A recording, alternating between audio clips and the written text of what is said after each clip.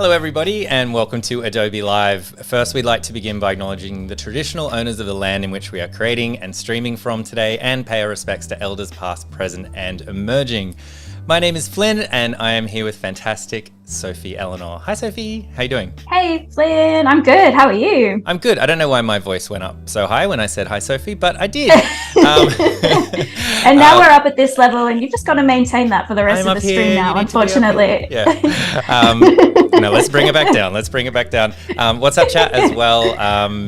We are live, so let us know if you've got any questions as we're going along. Love to hear from you and where you're from, all that sort of stuff. I'm here in Sydney in Australia. Sophie's in Newcastle, not crazy far away, but you couldn't walk it. And it's been really hot lately. It was 38 degrees here yesterday. What about you, Sophie? How was it in New York? Yeah, the same. It was awful. I was in basically a cocoon. I did not leave the house, and I probably will not be leaving the house today. I think it's going to be like 38 again, right? Yeah, it's shelter in place. Just got out of summer and we've hit a heat wave and I am not into it. It's hot, so it's a perfect day for streaming. Hope you're having your lunch. Maybe you're in the US, you're having your dinner, something like that. But this is the first time we've actually had you on this year, which is, crazy. What are we doing? We need to have you on more because it's so much fun. But can you please let the people watching, if they haven't seen you before, know a little bit about you, maybe your work, the sorts of things you do? Yeah, sure. I am a typographer and graphic designer. Basically just a big old type dork is how I usually describe myself. So I work a lot in sort of hand lettering and all things kind of in that sort of realm. So a lot of it is in the digital space, so kind of digital designs, a lot of animation-based things, stop motion, 2D sort of animation, and then a little bit of analog stuff as well. I love sort of getting my hands dirty with a little bit of arts and crafts every now and then. But I guess an overarching theme in a lot of my work too is pretty saturated, fairly intense color palettes. I love it to pack a bit of a punch and generally a bit of a sense of humor as well is what I sort of tried to get into most of my work. So yeah, that's sort of the realm that I like to play in.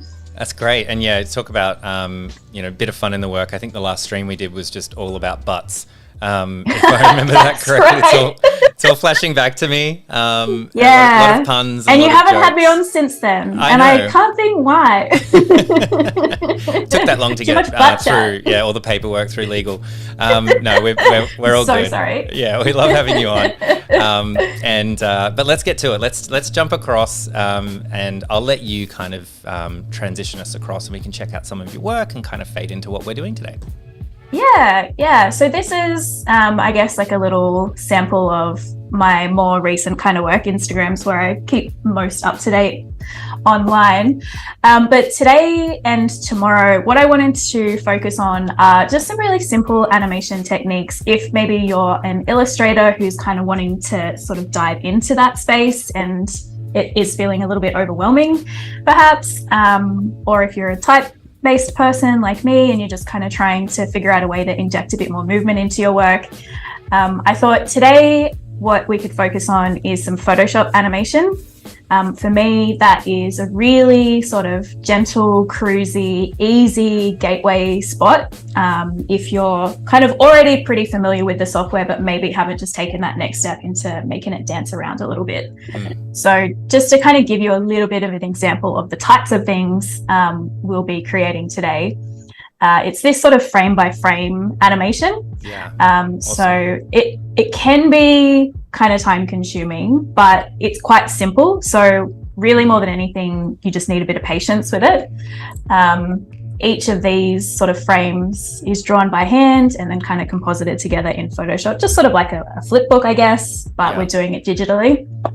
And the nice that for thing, the Typism conference or something like that? That was for the Typism podcast. Cool. Yeah. I was on an episode of that early last year, so you know me, love to make a little promo piece, but whatever I'm doing. I'll have to you have to send that to me. I have to listen to that one. Yeah, it was really fun chatting with Dominique about all things type. Yeah. Cool. Yeah. But yeah, so I'll kind of be focusing more on type related things today because that's that's my jam. I'm big into lettering and that kind of thing. But as I said, if you're an illustrator and you're coming from that perspective, all of the skills are totally translatable. It's the exact same process. Or you could do like a halfway point like this one, which is sort of a blend of lettering kind of morphing into illustration. That's sort of where we're playing at. So I'm sort of hoping that you can check this out and like maybe go away and have a tinker and sort of start creating your own animated graphics. Yeah, awesome. I love that. Yeah, like a lot of things that, you know, the sort of software that graphic designers like Photoshop, graphic designers and illustrators might both be very comfortable in that space. So it's just adding a couple of extra toolbars and a little bit of kind of basic knowledge and things like that. And then you too can make your things dance. Dance. I did the finger thing. Yeah, I did eventually. Not at the start, but I did it eventually.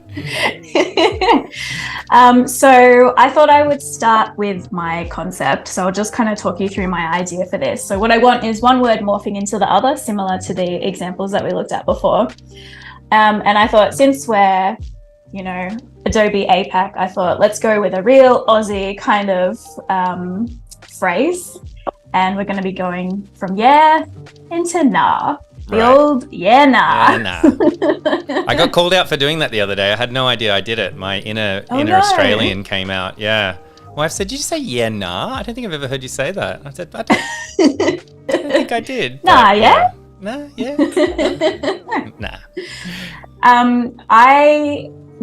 I guess people have a bit of a love-hate relationship with the phrase. Right. Because it's pretty confusing if you're not familiar with it, I suppose. And it also depends on if you're saying nah yeah or yeah nah. Yeah. It can kind of go both ways, which I thought would also work for this because we're going to create a loop. So depending on where you sort of start watching the animation, it might be yeah into nah or nah into yeah. Right. Cool. So that's my real clever highbrow concept that we're starting with there. I love it. It's fun. Australian colloquialism. And if anyone has any questions, we'll attempt to answer it. I don't know where it comes from. I don't know why we do it. It really is quite ingrained though. It really is. Like the fact that you didn't even realize you were saying it. Yeah. So I'm just in Illustrator at the moment because I generally like to start there just to sort of map things out and figure out I guess the proportions of things and how they're going to relate to each other. I've got my yeah and my nah on different layers because I want them to be taking up roughly the same amount of space so that the artwork is still kind of centered even when it transitions. So if I just kind of pull this apart a little bit and we look at them side by side, what that kind of means is our H is going to stretch. It's going to widen a little bit. Our A is going to sort of shuffle across. We're going to need to get rid of this E and we're going to need to morph this N into this Y. So that's kind of our upfront aim with this. Now it's a pretty simple, sort of straightforward concept. So I don't really need to do too much of a storyboard with this one. But I would generally try and storyboard at least a little bit if I'm especially doing this for a client to just kind of explain the concept before I spend the hours and hours it'll probably take to actually animate the thing. Right. Yeah. And so that's like an animation thing, right? Like you want to try and sketch things down. You want to try and say, hey, this is what I was thinking. Yeah. Share one or two. Do you generally share just one concept? So you sort of solve the problem in your head, sketch it out, send it over and get feedback? Or do you do kind of the graphic design thing? Because I know you have experience kind of in both camps where you're like, here are three ideas and you hope they pick the middle one, or, you know, what's your tactic there?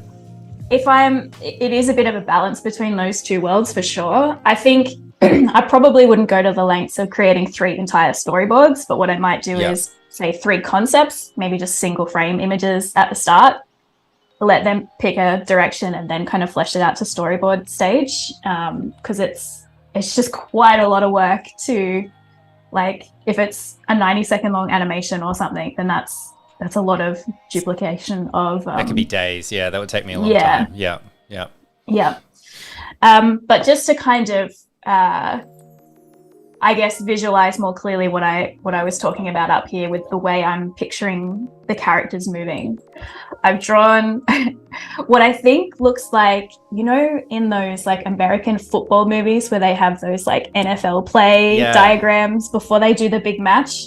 I drew this last night and I was like, I feel like I've somehow drawn some sort of football formation here. The cornerback goes back into the cross and then intercepts the wide receiver. Yeah, that's perfect. I wish I knew more football lingo and could keep this bit going for longer, but I just don't. Yeah. Just checking with chat, Alessandra says, love the background, Sophie. Yes, you always have such green, lovely backgrounds. It looks like you live in a garden. This is my little sunroom office. I do live in a garden. And YW is asking, is this live now? Yes, we are live. So hello, welcome. Unfortunately, I don't have a copy of today's newspaper, but I can confirm we are live. So yeah, this is sort of what I'm thinking. So like I said, the H is going to just sort of smush over this way a little. Same with the A, it might need to widen in the process.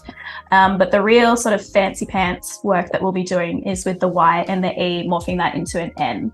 So what I'm thinking is maybe these crossbars of the E might do a little kind of twirl off. Yep.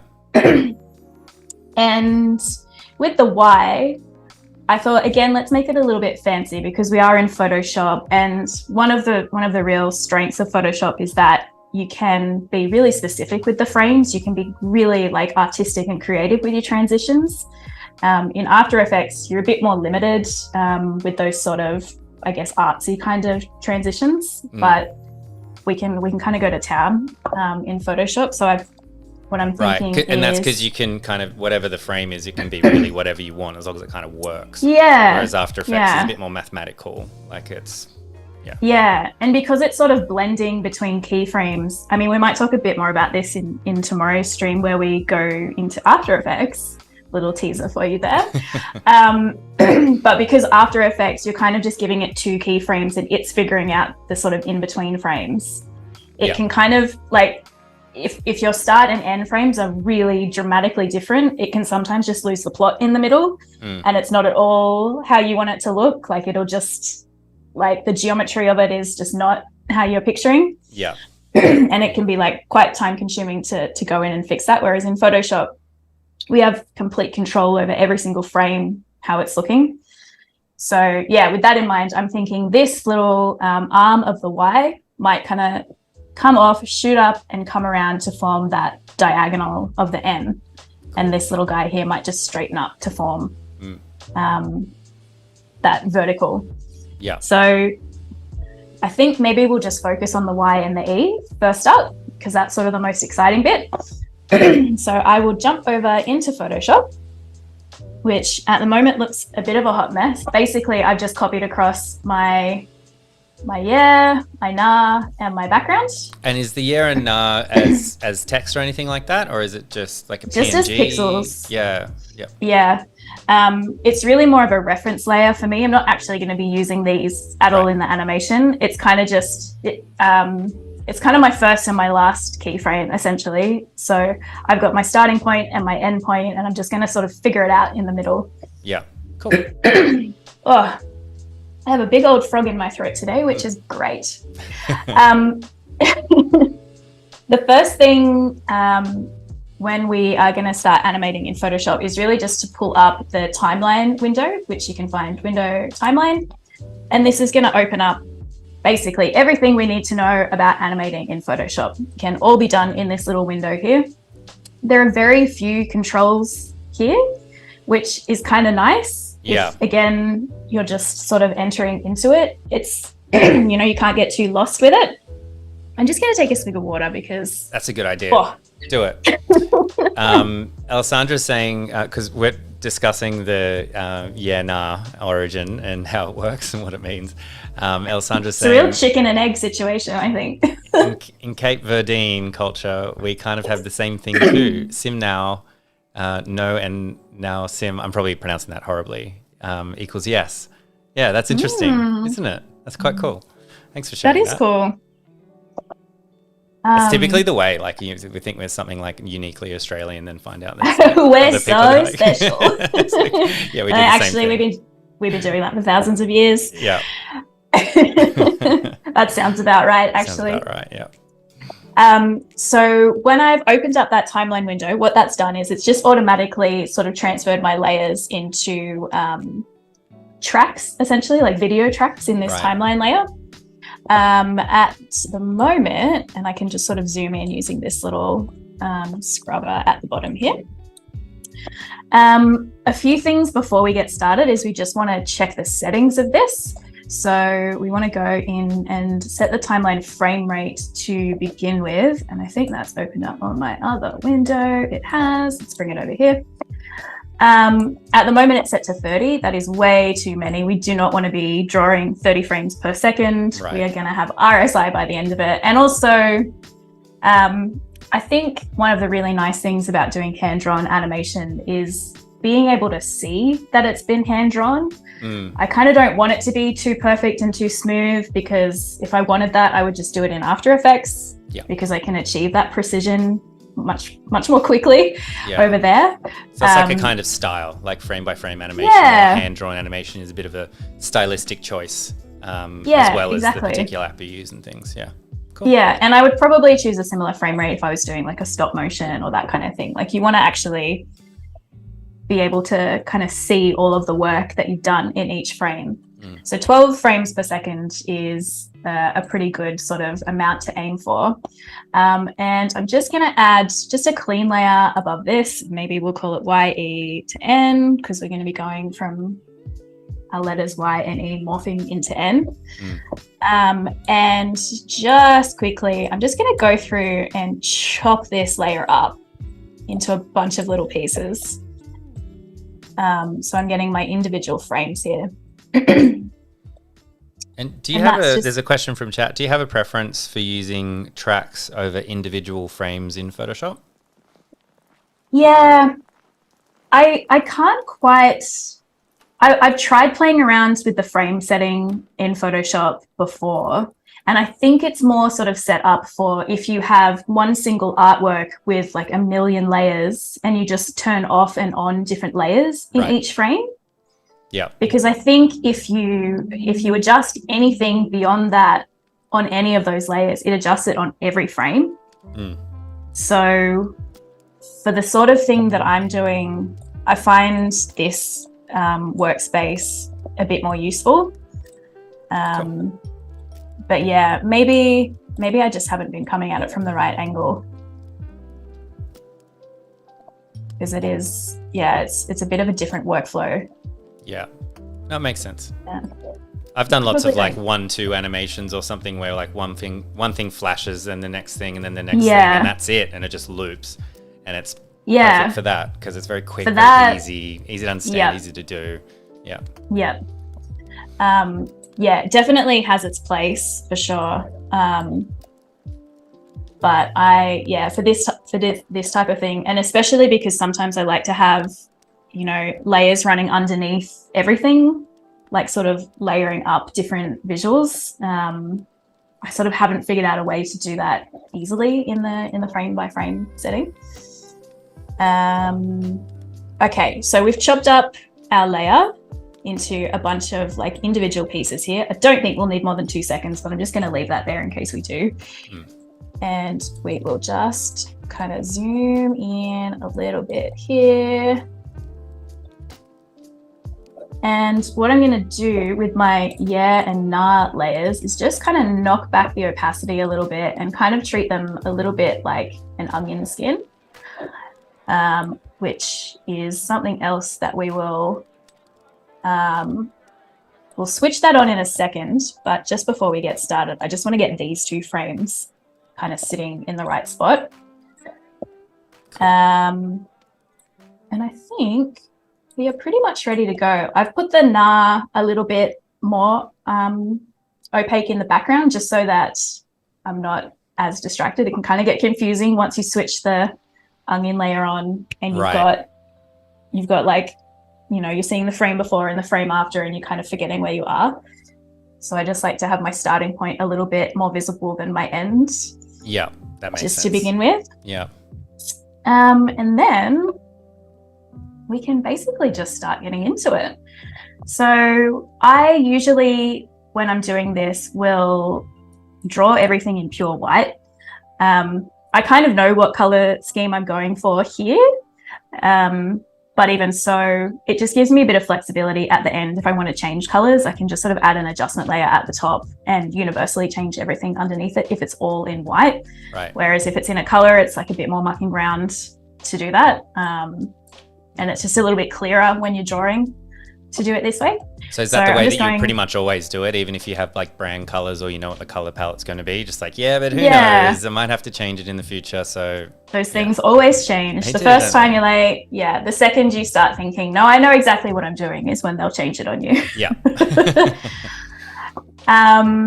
And again, because we're in Photoshop and we've got sort of the huge array of textures at our fingertips here, I'm going to pick something that's got, I feel like this is an Adobe Live bingo, right? Like Kyle's brushes. It is. Yeah, exactly. Do we all need to take a drink?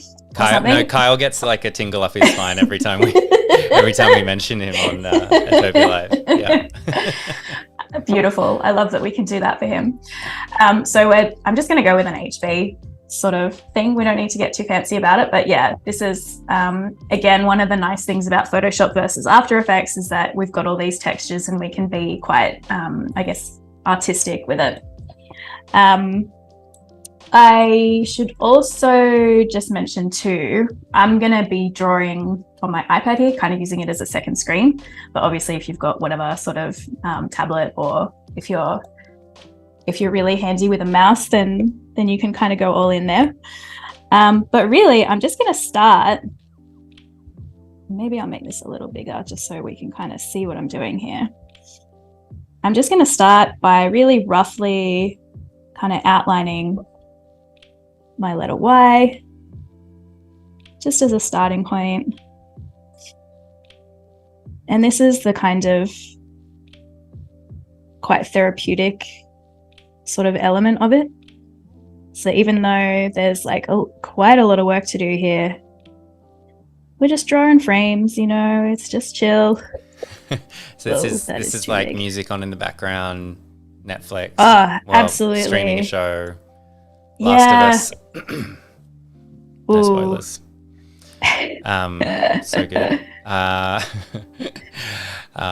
Don't worry, definitely no spoilers here. But you get me talking in your head the whole time, so let's see how therapeutic the lines are going to be particularly wobbly.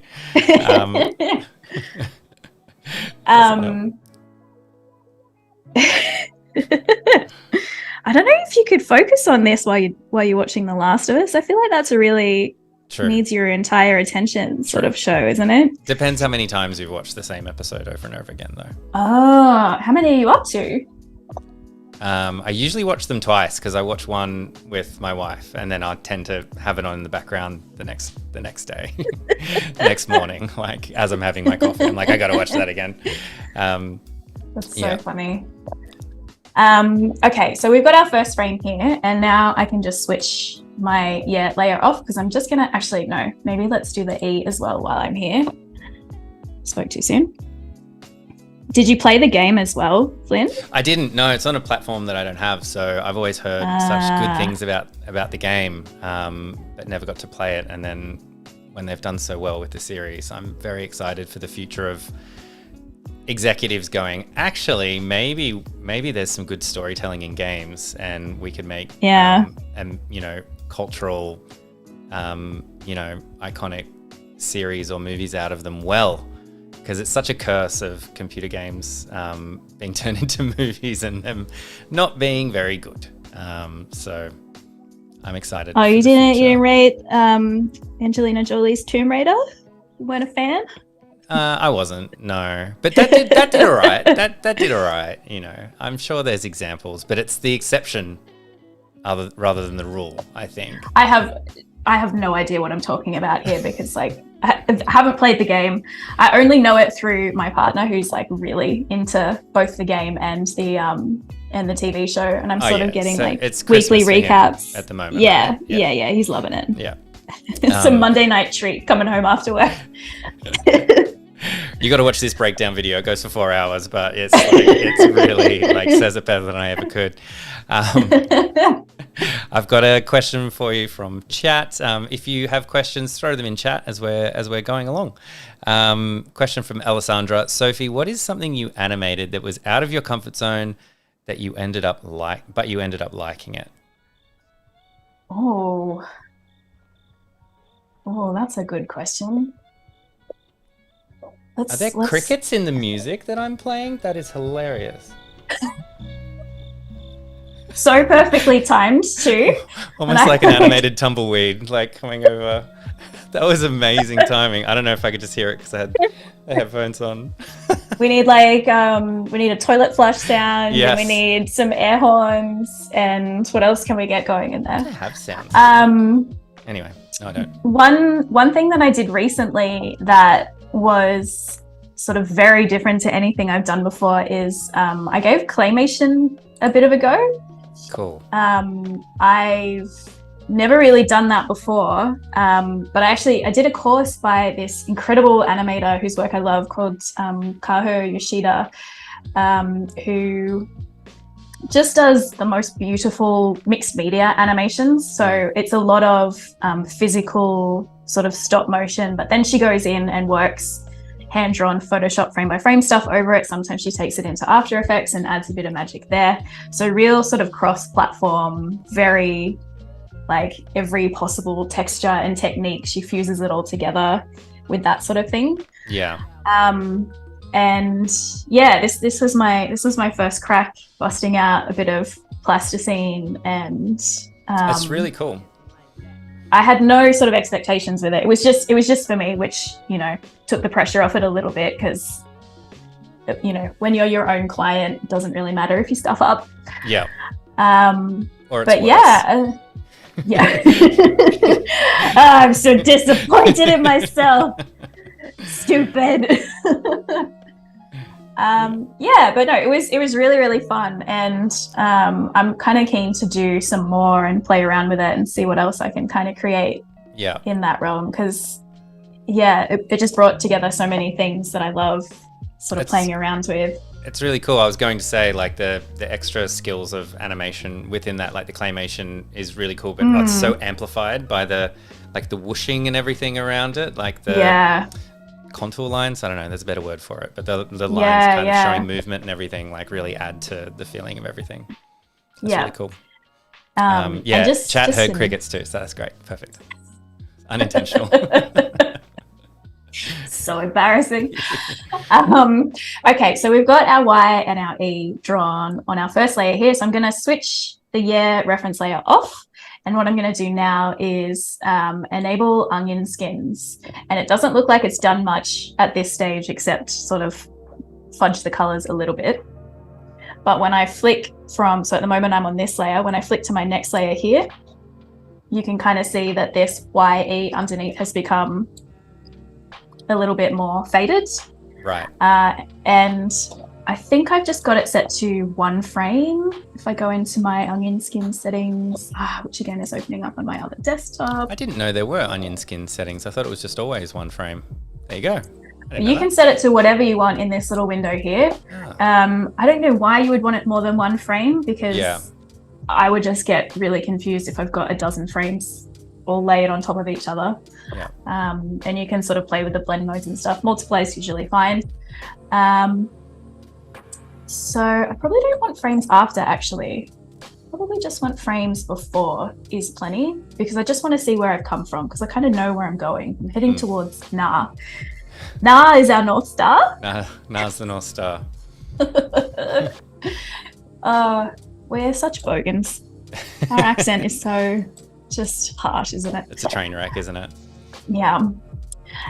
Okay, so we've got our Y and our E, and if we just quickly flick back to our little storyboard here, I think because this sort of arm of the Y breaking off and doing the big spin, that's going to be the most dramatic sort of movement. So I think I probably want that to be the first thing that sort of sets all the other movement off. So what we might do, and just make sure you're actually clicked on the right frame here before you start drawing, because that is also a bit of a devastating thing if you get 3-4 frames deep and you realize you're on the same layer. that's, yeah. So you have to select heartbreaking. the each layer, each step, right? You have to select a new layer each step. Yeah. Yeah. I mean, it won't let you draw on anything that your like timeline marker is not directly over anyway, but yeah. So from here, I think the first little thing I'm going to do is maybe just sort of shorten this arm here. And the rest of it, I'm just going to be really, maybe not that rough.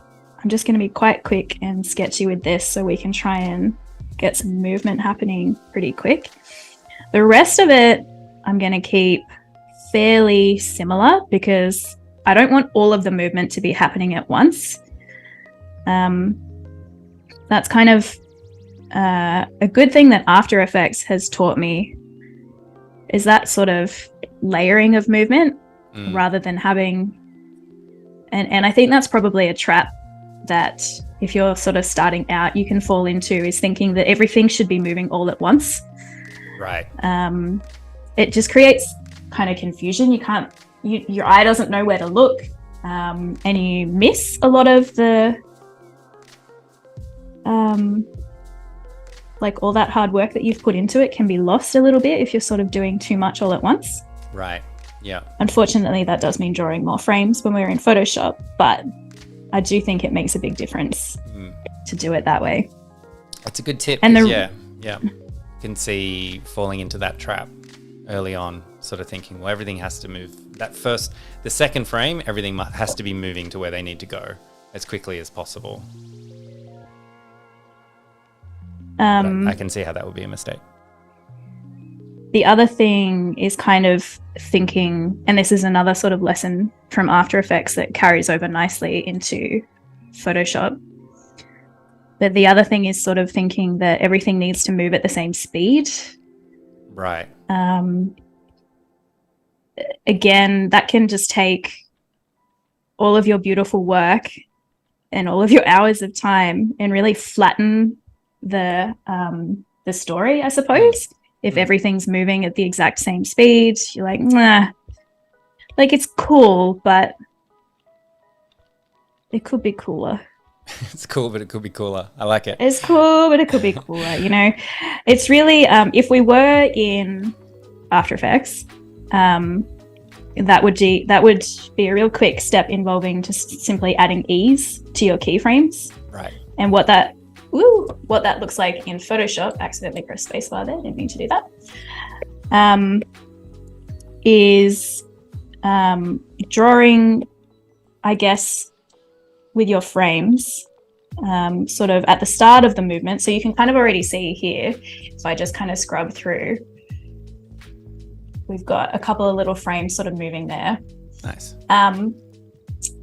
That even from here to here, I've made the movement get bigger. So this little step here, if I zoom right in, this is kind of a weird thing to explain, but this little step here is smaller than this step here. Right. So it's starting slow and getting faster, if that makes sense. Mm-hmm. Does to me. Let us know, chat, if that makes sense. Yeah, so you're kind of imitating that whole idea of easing in and easing out, I assume, later on. Yeah. Yeah. We do have just a quick question from chat. Annika, hello, sure. Annika, streamer in the chat. Does Sophie work with fresco animation as well? Yeah, have you ever tried that out? No, I haven't, nor have I tried animate. And I'm kind of keen to give it a go and see what I can make in there. But I would love to hear if Annika or anyone else has, because, yeah, I'm curious to know what the sort of interface and the experience is like in there. I think you'd have a lot of fun in fresco for this kind of thing. Yeah. Homework. So on tomorrow's stream, Sophie is going to be demonstrating how to animate in fresco. All you have to do is download it, follow Sophie along, knock it out. It'll be fine. Sophie will be pulling an all-nighter in the middle of a heat wave. It's bound to be a very insightful session tomorrow. Just jumping on the stream with like bags under your eyes. Just like hair in an absolute bird's nest. Yeah. Somehow straw sticking out of it. Yeah. Eating on the stream, just I haven't eaten. I've got like like paper with red string all over it, like I've been solving some sort of murder. So we just always start with the keyframe here. Yeah. A lot of folks in chat just mentioning with Fresco. Look, we're going to convert you to a Fresco user very quickly. Annika says, it's intuitive in my opinion. Yeah, cool. And Alessandra says, I did my animation in Fresco too after I've done it in Photoshop. And Gareth has chimed in with, the animation in Fresco is really easy to understand. So there we go. Yeah, sweet. No, but no pressure. Flynn, were you saying that you've used it as well, Flynn? I have used it a little bit, yeah. More to play around with, not for commercial projects or anything like that. I actually haven't played around with the animation feature, but the fantastic Johanna uses it quite a lot. So I've seen a lot of the fruits of her labor of doing that. And yeah, cool. She does a fantastic job. So, and lots of people from the community, there's lots of live streams and things like that. So yeah, nice. But yeah, I haven't jumped into the animation side of things, but I really should. Well, that's homework for you then as well. Oh yeah, look, painted myself into drew myself into a corner really quick. You've been hoisted by your own petard there. Uno carded me expertly. Checks notes.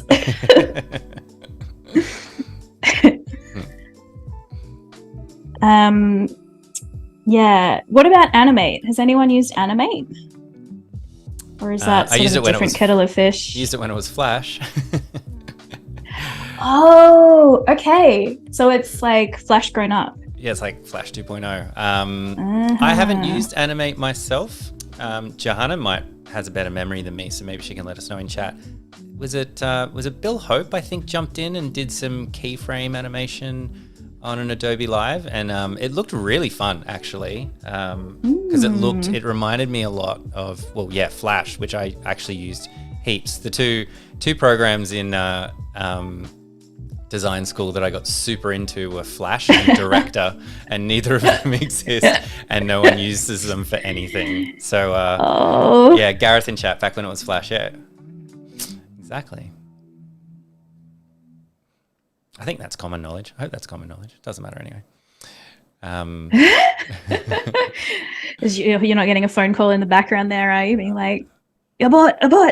Just get logged out of everything overnight. The screen just goes black. Twitter, yeah.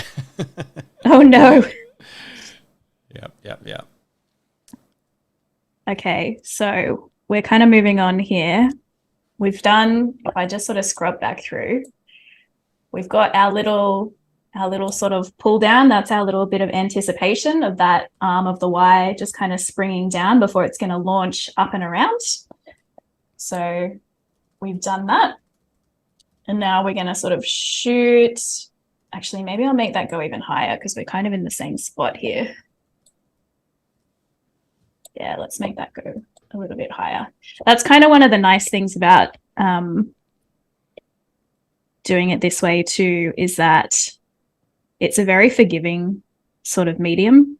And because we've got each of our frames sort of separately, if you sort of watch it back and realize that you should have slowed something down or sped something up, you can delete frames out, or you can add frames back in, or you can just, do what I just did then and go back and erase,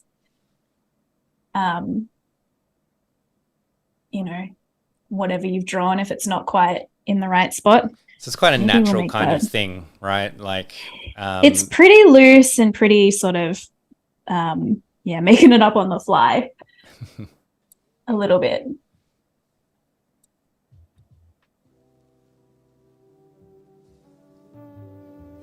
But it is also very satisfying. The first moment you kind of play something back, you're like, that actually looks sick. That's like how I wanted it to look. That's kind of the moment that always keeps me coming back for more, I suppose. And do you get I guess you wouldn't get too many surprises, but does it sometimes look a little bit different than you might have planned, or you discover, something animates differently to what you had in your head and you kind of keep it or make changes? Yeah. I mean, I guess, that's sort of also part of this kind of process as well, is that you do get some happy accidents, sometimes some unhappy accidents as well that you kind of need to we forget see about too. the unhappy accidents. Yeah, we bury those a little. We don't talk about those. But yeah, it does have lots of sort of nice little unpredictable quirks. Like even just with textures and things, you might not sort of anticipate something looking a certain way, but it might animate really nicely.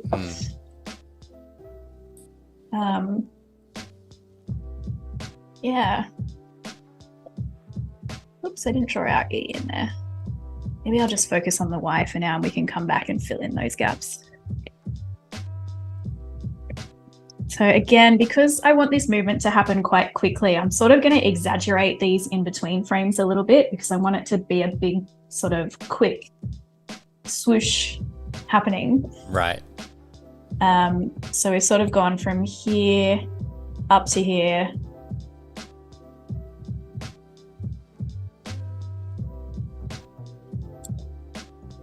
And we can bring that around. Maybe do a nice big curl here.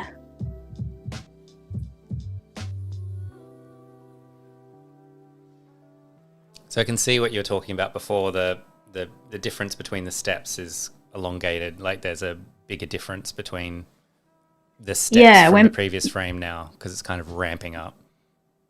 And our eyes are going to sort of fill in the gap, which is kind of a nice thing. We don't need to, you know, hold people's hands through every single step of this because we are, you know, we've all seen a million different types of animations. We sort of just naturally interpolate those in between steps and fill in the blanks. Now I might start, while that's kind of doing its loop, I might just start straightening this arm here a little bit. It can happen slower because we don't want to draw too much attention to it. We just sort of want that to be like a secondary kind of an action that's happening in the background, almost as just a bit of a sort of surprise for you if you're rewatching, and on the first time maybe you notice the big dramatic swoop at the top, and the second time you go, oh hang on, wasn't there another arm on the Y and now it's straight, and you kind of go back to rewatch when those details happen.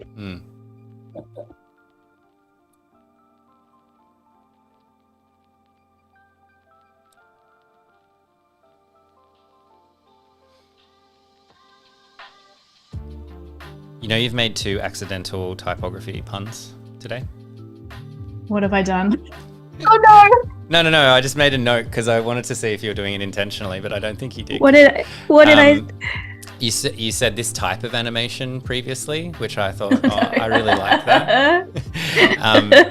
And just then was your second one. You said, don't draw too much attention. Just draw. Because you're drawing. It's nice. I like to feel like it's just part of your soul now, like unintentionally making typography puns. Deep in my spirit is a dad with a terrible sense of humor, and that is truly who I am as a person. And I didn't mean to do that, and well done on picking it up. That's just great. You get bonus points. Let's see how many more I can accidentally do throughout this stream. Speaking of stream, so I know we've been chatting a lot, so I've definitely slowed you down, but we've got about 10 minutes left for today. Oh my god! Whoa! Okay. I thought you'd Holy say smokes! That. Yeah. All right, let's pick up the pace here because we want to have some sort of something to look at the end. I'll just turn my mic off for 10 minutes. If you could just crank the crickets back up again, that would be great.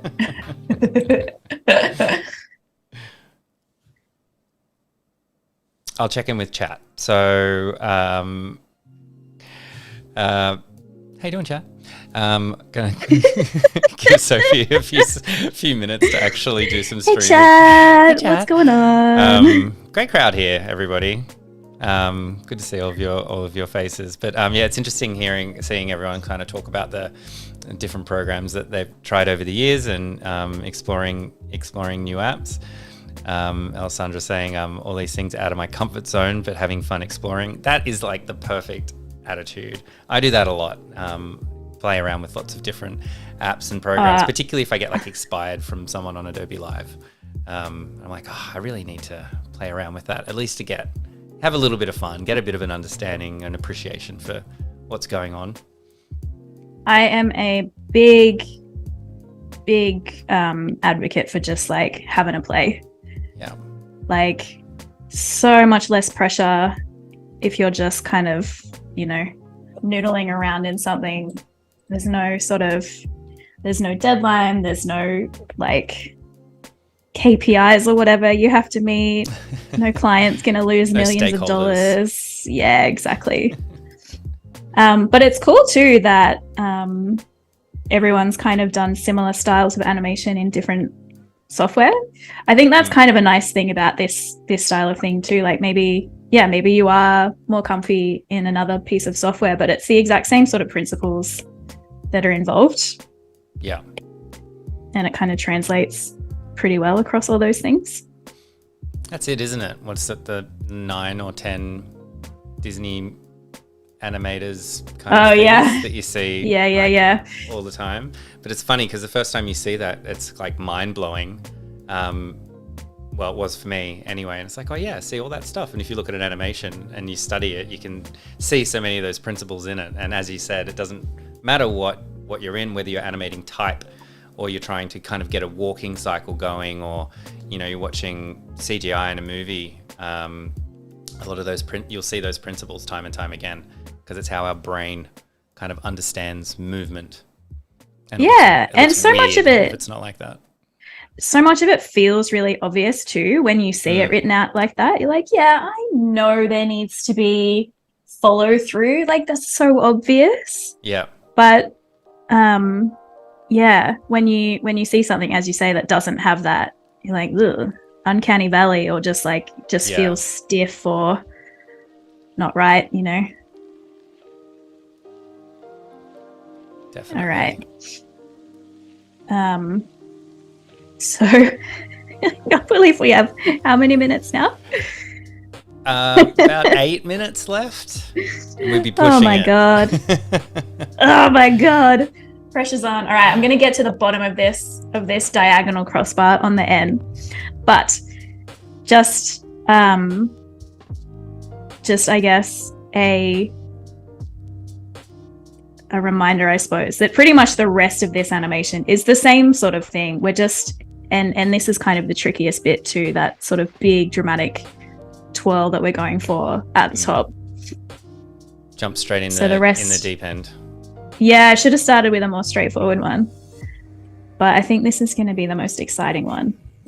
Annika's asking in chat, was Strato Sophie's first typeface? Yes. Strato? Actually, no. Strato. No, I did a horrible typeface when I was studying at uni. Oh, that doesn't count. I'm not going to tell you what it's... That doesn't count.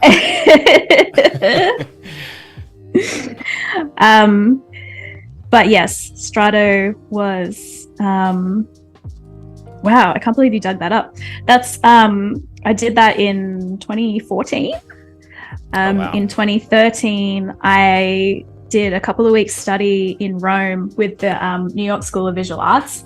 They had this incredible study abroad program. Louise Philly was one of the teachers, which is the main reason that I went, because I just adore her work so much. Stephen Heller was also one of the teachers, and and it was just in Rome, and so you just like stay in the beautiful heart of the city, and you like get up and you have breakfast with Louise and Steve, and then the assignment for the day is just go and get lost in the city and take photos of beautiful old signage and come back and we'll talk about it later. And it was 2 weeks of that, and it was just like the best class I've ever done. Yeah. That's awesome. But yes, that was after I did that course. I spent about a year when I came home finishing it off and turning it into a working typeface, which was so much more work than I realized. It's got 6 different layers, and the idea with the typeface is that you can you know, sort of pick and choose however many layers, and they will all work together, but in different ways. So you kind of get this sort of wardrobe of outfits for this one typeface. That's cool. I like that. I was pretty proud of it at the time. I think looking back at it now, I can see where the improvements need to be made, but you know, it's all a learning process. That's natural, right? Like it's always the case. I hope so. It's the case with everything, I think. Yeah, I don't think there's very few things that I've made where, you know, several years after the fact, I'm like, yeah, I nailed that. It's the self-deprecation, I think, of designers or creators. I mean, because you get a little bit better, right? You're not getting worse. That's the hope. That is the hope. No, I'm telling you, you're getting better.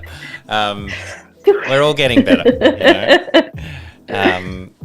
Yeah. You know what I'm saying. You know what I'm saying. All right, Stephen we're Heller, almost... That would be cool. If you don't know who Stephen Heller is, he jump down that was... rabbit hole. Yeah, he's only written about 12 million books about design, all of which are like, you know, textbooks. It was before every designer wrote a book. Yeah. Before every designer wrote a book, only Steve Heller wrote all of the books. Only Steve Heller was allowed to write the books. I like the Debbie Millman has some great books too. Yes, she's Very up there with brand. Steve for sure. It was cool though. I'm actually in one of Steve's books that he What? Yeah.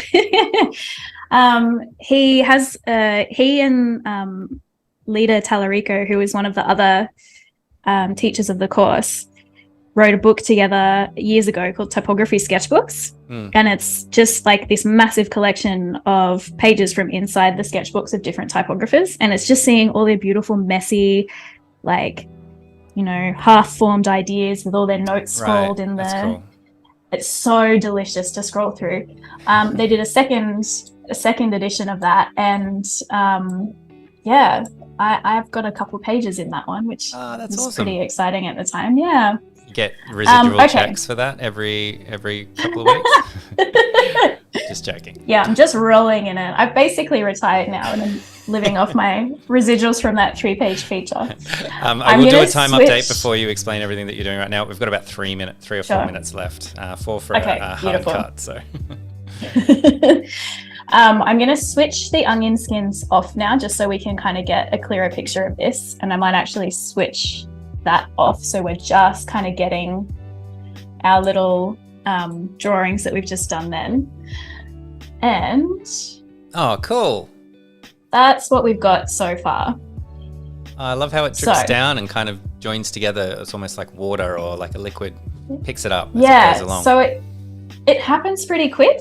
But again, you can kind of see I've made these movements really exaggerated and then kind of slowing down again towards the end. So these frames are quite close together, just to create a bit of that sort of easing before we get to the end. And then this is just first pass, right? So once I'm kind of happy with the movement, I would go back and color in each of those frames. Right. And you could duplicate it, but what you won't get with that is all of that texture just kind of shifting a little bit between each frame, which is kind of the really like delicious part of Photoshop animation. So what we've done here is like quite a dramatic changing of letters, but I'll just quickly show you a few different examples of this. Is a much more subtle kind of version of the same technique. So in this design, still done in Photoshop, you can see the texture sort of changing a little bit on each of these letters. So I did maybe 3 or 4 drawings of that same lettering and just have butted like that up against each other to create that texture, and just sort of changing the size of those little yellow dots to give it that sort of twinkling movement. Yeah. So it doesn't have to be a really big grand movement. If you've got a really detailed illustration, just making a few little elements like that move can really lift it. It can be a purely illustration sort of thing if you want to go really fancy with it. Oh, that's beautiful. this took quite a while, this one. Yeah, that would have, yeah. Is that Photoshop too? The more, that was same all kind of Photoshop. technique? Yeah, Wow. exact Cool. same technique, just sort of frame by frame. It sort of gets more complex the more colors that you include in it, but totally doable. And then you can just go totally abstract with it as well. Like this was just a muck around one that I made. I think this was during lockdown, 2021. Brain turning to mush. I love that. We're actually going to have to hard cut. Say we will be back same time tomorrow with more Sophie Elinor, and going to be animating in fresco. No, we'll be going to be jumping into After Effects. Sophie, thanks for hanging out. It's been great. Thanks everybody in chat. My pleasure. Bye.